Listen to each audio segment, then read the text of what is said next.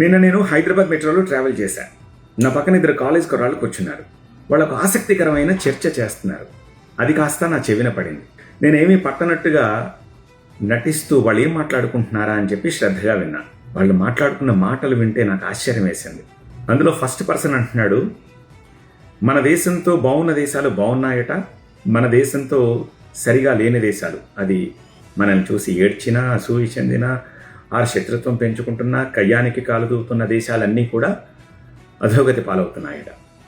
ఆ first person Sri Lanka ఉదాహరణ చెప్పాడు. శ్రీలంక మనతో ఉన్నప్పుడు బాగుండేది, చైనాతో చేతులు కలిపి మనల్ని ఒక శత్రు దేశంగా చూసింది. తర్వాత ఆ దేశంలో ఎలాంటి పరిస్థితులు వచ్చాయో చూసాము. సివిలియన్స్ అటాక్ చేసి పార్లమెంట్ మీద దాడి చేశారు, అధ్యక్షుడు పారిపోయాడు, నిత్యావసర ధరలు వందల వేల రూపాయలు తెలిపోయాయి, 1 లీటర్ పెట్రోల్కి కొన్ని కిలోమీటర్ల మేర బారులు తీరాల్సిన దౌర్భాగ్య పరిస్థితులు వచ్చేసాయి. చివరికి మనం బియ్యం పంపించి మనం డబ్బులు ఇచ్చి ఆ దేశం గాడిన పడేలా చేశాము అని. సెకండ్ పర్సన్ అంటాడు, నిన్న మొన్న నేపాల్లో ఏం జరిగిందో చూసావు కదా, నేపాల్ సైతం చైనాతో చేతులు కలిపి రాముడు మావాడు, మా దగ్గర పుట్టాడు అంటూ లేనిపోని ఒక ఆర్గ్యుమెంట్ తీసుకొచ్చి ఏదో చెయ్యాలని చెప్పి చూసింది. ఇప్పుడు నేపాల్ చూడు ఏమైందో అని చెప్పేసి అంటాడు. మళ్ళీ ఫస్ట్ పర్సన్ అంటాడు, మన టూరిస్టుల డబ్బులతోటి బ్రతుకుతున్న దేశం మాల్దీవులు లేనిపోని మాటలని చివరికి నాలిక ఖర్చుకొని కాళ్ళబేరానికి వచ్చి చేతులు జోడించి క్షమాపణలు చెప్పి ఇప్పుడు పొట్టపోసుకుంటుంది. ఆ దేశం చూడేమైందో అని చెప్పేసి.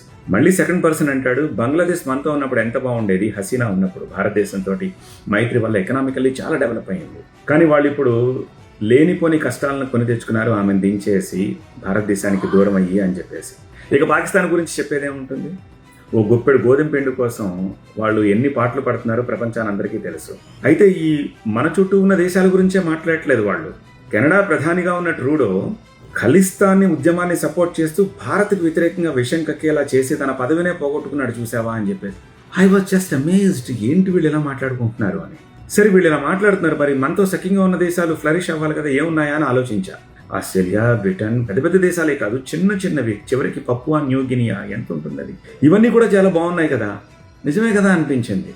సరే ఇక్కడితో అయిపోతే పర్వాలేదు, వాళ్ళు ఎండ్ ఆఫ్ ద డే ఏమన్నారు తెలుసా, సరే ఇప్పుడు మనతో కయ్యానికి లేకపోతే మనం అంటే అక్కసు వెళ్ళగక్కుంటున్న ఆ దేశాల జాబితాలో తాజాగా అమెరికా చేరుతోంది, మరి ఇప్పుడు అమెరికా ఏమవుతుందో అని.